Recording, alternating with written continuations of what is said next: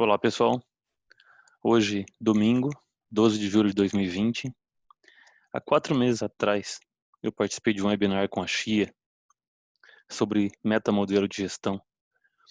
E a Chia é uma empresa situada em São Paulo, brasileira, que prega levar consciência e espiritualidade para as organizações. E dentre diversos assuntos, um que me chamou bastante atenção foi a teoria Cynefin, do consultor e pesquisador galês David Snowden, da Universidade de Lancaster. E o que eu pretendo aqui fazer uma analogia entre essa teoria e o sistema Toyota de produção. Se essa teoria eu conheço há exatos 4 meses, né? Esse webinar foi dia 12 de março, um dia depois da OMS decretar a pandemia, e nós estamos todos nessa quarentena, né? Que a gente não sabe exatamente quanto tempo vai durar. Mas se, por um lado, eu conheço essa teoria há menos de 4 meses, o sistema Toyota de produção eu conheço já há praticamente 20 anos. E o que é interessante, isso falando do Cynefin, é que, de cara, o Snowden já comenta que ele é bastante diferente do normal que se vem usando 4 quadrantes, né. Você normalmente usa 4 quadrantes, colocando 2 variáveis, sim e não, né, para cada uma delas, e a partir daí você começa a jogar os dados, né. Como a teoria da gestão de tempo, né, aqui à direita, quando eu fiz, o curso com a Franklin Covey, e aqui embaixo, né, a mesma coisa funciona para a janela de Johari, que foi criada em 1955 sobre comunicação interpessoal e relacionamento em grupo. E o Cynefin Framework, o Snowden comenta que ele é um sense-making model, ou seja, os dados precedem a estrutura, né? Depois que você tem os dados é que você consegue criar esse modelo. E o interessante do Cynefin é que ele tem como pano de fundo a segunda lei da termodinâmica, né? Se a primeira lei fala de conservação de energia, essa está associada à aleatoriedade, à desordem, né. E ela começou a ser estudada quando se percebeu que era impossível converter 100% da energia térmica em trabalho, que foi na época que surgiram as primeiras máquinas a vapor. Bom, eu fiz engenharia mecânica, mas não estou aqui para falar de máquina nem de lei da física. E de cara, o Snowden já separa claramente, ao lado direito ele chama de ordem, ou seja, sistemas ordenados, né? E do lado esquerdo ele coloca os sistemas desordenados. E ele deixa bem claro que nos ordenados você tem o simples, segue depois para o complicado, e quando você migra para o desordenado, você vem para o complexo e depois desce para o caótico. O que é o simples? É quando a relação de causa e efeito existe e é previsível. Quando você tem algo previsível, a sequência que você tem que tomar é de, primeiro, sentir a situação, em segundo, categorizar isso, né, em intervalos previamente conhecidos, e em terceiro, você tem que responder com uma solução bem conhecida, ou seja, uma solução universal. E é por isso que aqui ele comenta que estão as melhores práticas. Quando você sobe por complicado, já existem várias maneiras de resolver, e é preciso sentir o problema, é preciso analisar possíveis caminhos e, em seguida, responder com o planejamento. E aqui estão, não as melhores, mas boas práticas. Quando você vem para o lado do complexo, não existe uma resposta ruim. Ou seja, o caminho deve ser criado a cada passo, né. Você tem que, de alguma forma, desenvolver a arte de aprender como jogar, né. E é importante você sondar, ou seja, você tem que sondar, você tem que experimentar, você tem que avaliar. Sentir, ou seja, mergulhe nisso que está surgindo, né, no que está vindo de novo e defina os próximos passos. E por último, responda, tome ações. Por isso que aqui são práticas emergentes. E por último, caótico, né, ele fala corra ou se machuque. Você precisa agir, né, e nesse momento você tem que confiar nos seus instintos para poder sair de forma imediata da zona de perigo. É preciso sentir, né, uma vez fora da zona de perigo, avalie bem a situação para você poder determinar quais são os próximos passos. E responder, ou seja, responder para mover o seu problema para outros domínios, né? Você precisa sair da situação caótica em que você está. Porém, uma vez ali, nós estamos falando de sobrevivência e são práticas totalmente novas que devem surgir.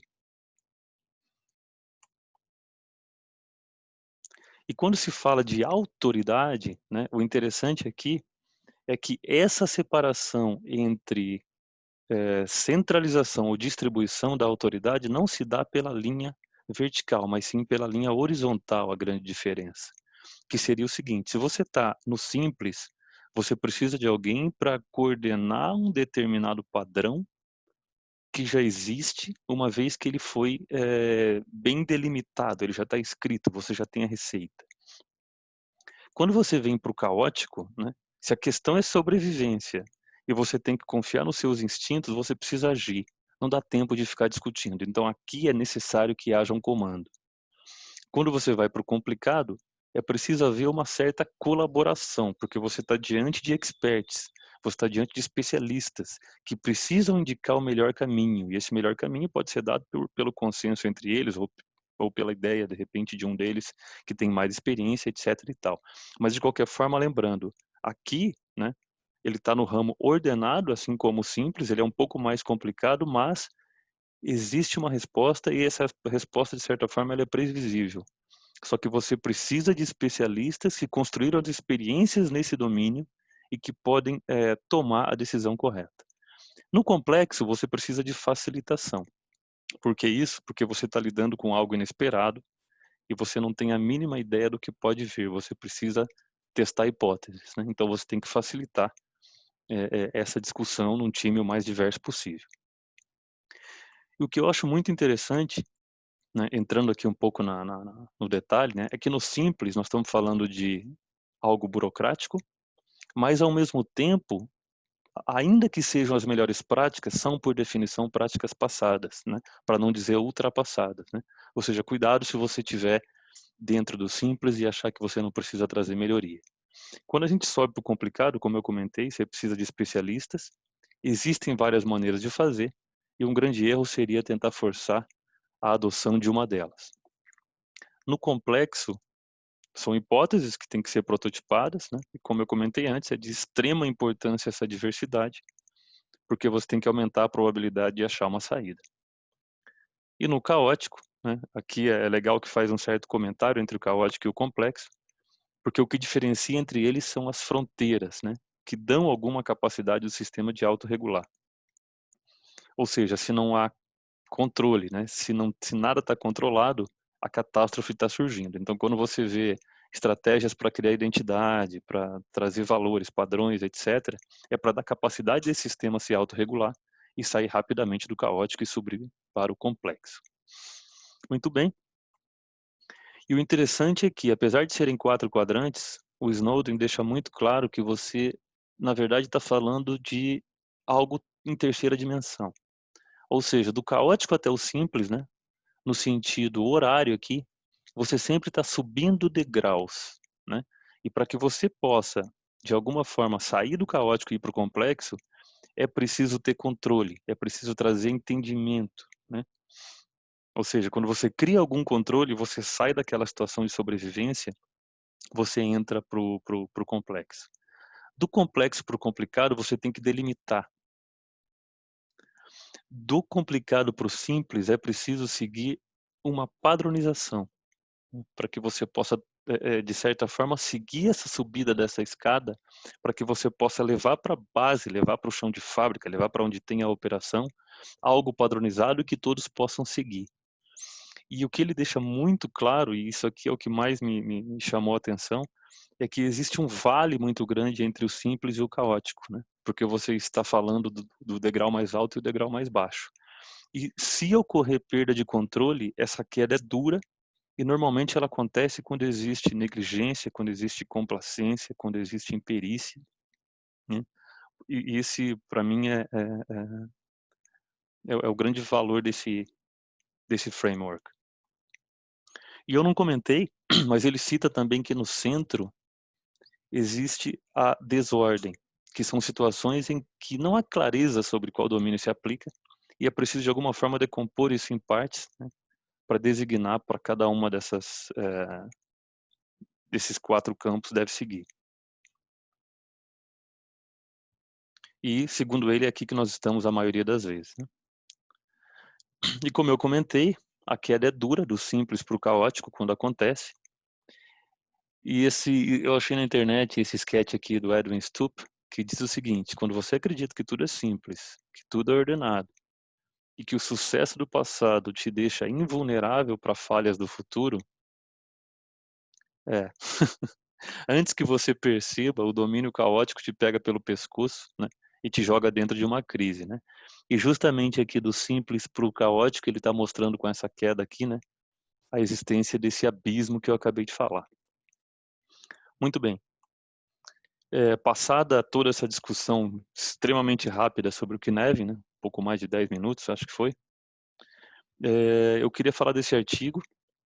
Esse artigo foi criado em 99, coincidentemente, no mesmo ano em que o Snowden, colocou a teoria do Cynefin.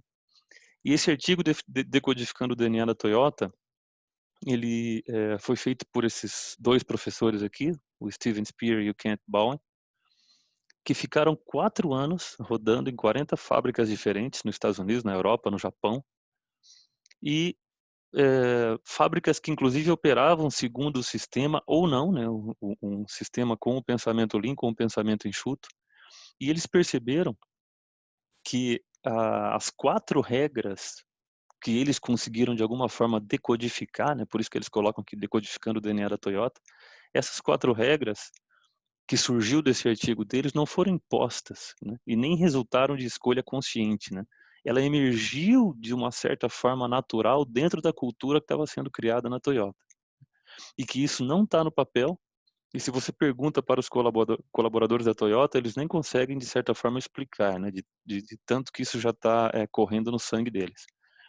Ou seja, eles tinham que de alguma forma com esse artigo, explicar o que era implícito, né, e demonstrar o essencial do sistema Toyota de produção.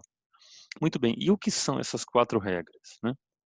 A primeira delas é sobre padronização, ou seja, todo o trabalho tem que ser altamente especificado em relação a conteúdo, sequência, tempo e resultado desejado.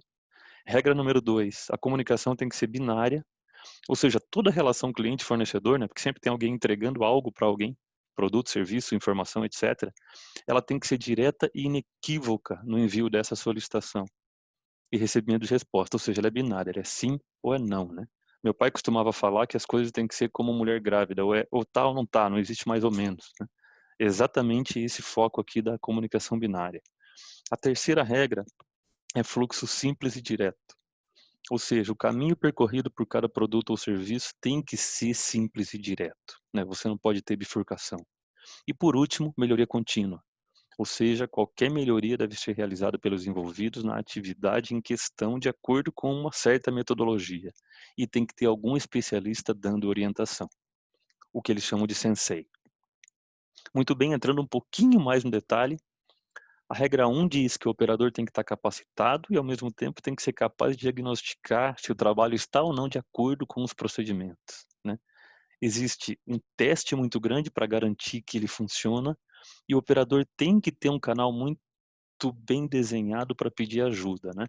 Não é à toa que normalmente na Toyota, a cada 5 team members existe um team leader, né, que é a pessoa para quem o team member pede ajuda. Então essas perguntas aqui embaixo, ó, como você faz a sua atividade, né, como você sabe que está fazendo certo, como você sabe que está livre de defeitos, e o que você faz quando encontra problema, faz parte de uma auditoria quando se está andando no chão de fábrica para entender se realmente a filosofia Lean, a filosofia enxuta funciona lá dentro.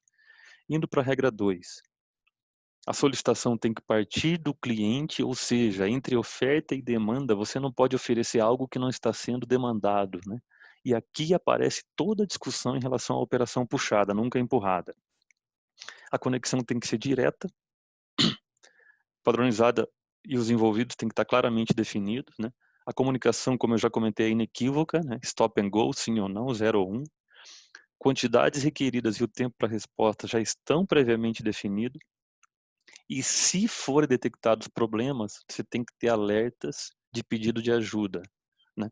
Quando se fala, de toda a questão da pirâmide do Jidoka, né, que você tem lá em cima o Pokayoke, etc., significa que você tem um sistema tão bom a ponto dele evitar que a falha aconteça.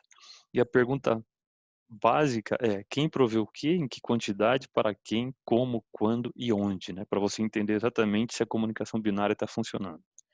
Indo para a regra 3, o fluxo é pré-estabelecido, né? Não importa se são materiais, se são processos, se são simplesmente informações.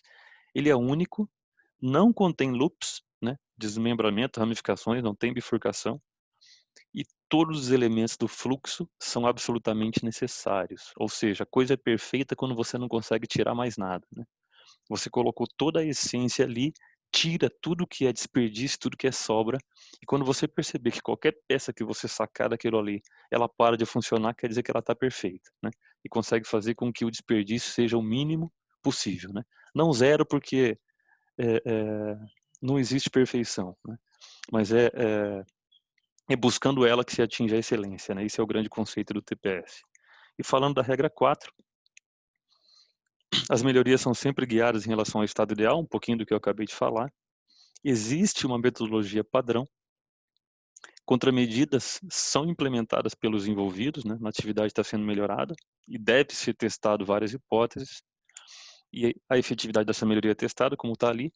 E a pergunta básica é: a contramedida proposta irá melhorar a situação atual, tornando-a mais próxima ao estado ideal, sim ou não? Com isso aqui você comprova se está realmente fazendo a melhoria contínua, né? E existe muito a analogia da escada, né? Que você tem a, a base, né? A soleira e o espelho, né? Então, em determinado momento, você tem que padronizar e manter a melhoria que você fez, mas a cada pouco você tem que fazer novas melhorias. E quando você sobe, você tem que colocar uma cunha, né? Que é toda a padronização de forma a garantir que essa esfera, digamos assim, né? Que seria o teu processo, não vai rolar escada abaixo novamente. E aqui eu trouxe algumas frases do Taishi Ono, né? O Ono, ele é considerado por muitos como o principal responsável pelo TPS, né? Porque ele pegou as ideias do Kishiro Toyoda e elevou isso daí de forma exponencial. Ele nasceu em 1912, né? Apesar de ser filho de japonês, ele nasceu na China. Ele entrou na Toyota já em 1932, né? Ele se formou em engenharia mecânica em Nagoya.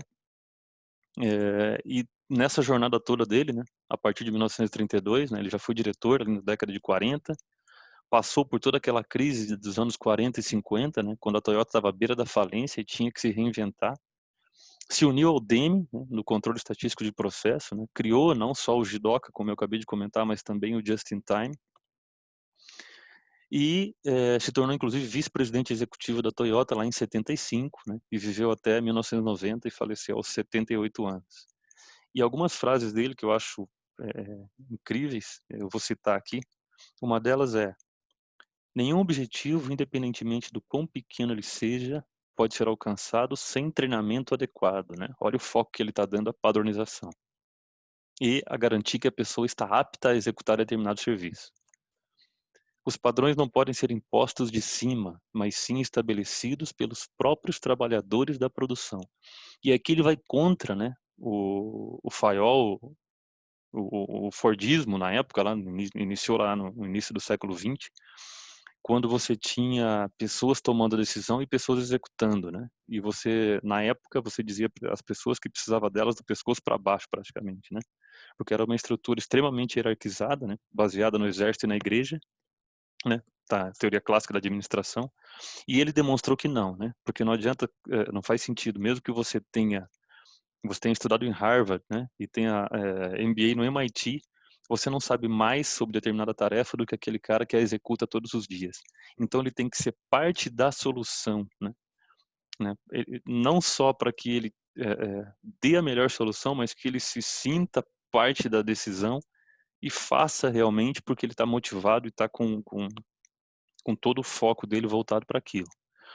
A terceira frase: o progresso não pode ser gerado quando estamos satisfeitos com as situações existentes, né? E isso fala muito lá do abismo, né? Da perda de controle, quando você cai do óbvio para o caótico, né? Então você tem que estar sempre questionando, né? Por isso a quarta regra, né, da melhoria contínua. Não ter problemas é o maior problema de todos, né? É muito interessante isso, porque a Toyota constantemente ela questiona, né, eu vi uma vez um slide que mostra várias pedras debaixo de um oceano e o navio, trafegando, e ele mostra que você tem que aos poucos ir quebrando essas pedras para baixar o nível da água, e baixar o nível da água significa reduzir todo o inventário dentro da fábrica, né, seja de matéria-prima, seja de produto em processo, seja de acabado. Quando você faz isso e reduz todo o lead time de ponta a ponta, você torna a cadeia muito mais enxuta e reduz muito os custos. Só que se você não elimina essas pedras, você vai continuar navegando, tudo bem, mas você vai navegar quase transbordando toda a água. E quando ela transborda, significa que a empresa foi à bancarrota. Então você tem que quebrar essas pedras, baixar o nível do inventário e manter o nível do inventário baixo para que você, de alguma forma, não permita que essas pedras voltem a aparecer. E a última frase dele, que eu coloquei aqui, né, o estilo Toyota não é criar resultado trabalhando duro. É um sistema que diz que não há limites para a criatividade das pessoas. As pessoas não vão à Toyota para trabalhar, vão lá para pensar. E aqui eu já imagino, né, tudo que eles faziam e fazem para levar o time para o complexo e a partir do complexo, né, como a gente vê hoje com todas essas teorias de metodologia ágil e tudo mais, né, garantir que a gente está testando o suficiente, prototipando o suficiente para conseguir trazer para o complicado e do complicado ter especialistas que possam trazer para o óbvio, né, para o simples e garantir que o chão de fábrica tem um processo padrão que possa ser seguido e a prova de erro, né? Mas melhor que isso, né? Uma vez que ele é seguido e ele de certa forma ele é a prova de erro, ele só é a prova de erro porque eu coloquei diversos métodos de garantia. Porque se simplesmente eu padronizar e levar em conta que aquilo vai ser seguido, sem colocar toda uma infraestrutura que suporte isso, fatalmente eu vou ter perda de controle e a queda vai ser dura. E por que a Toyota é conhecida como cultura de aprendizado, né? Concluindo tudo isso, porque eles resolvem os problemas juntos, eles se juntam para resolver os problemas.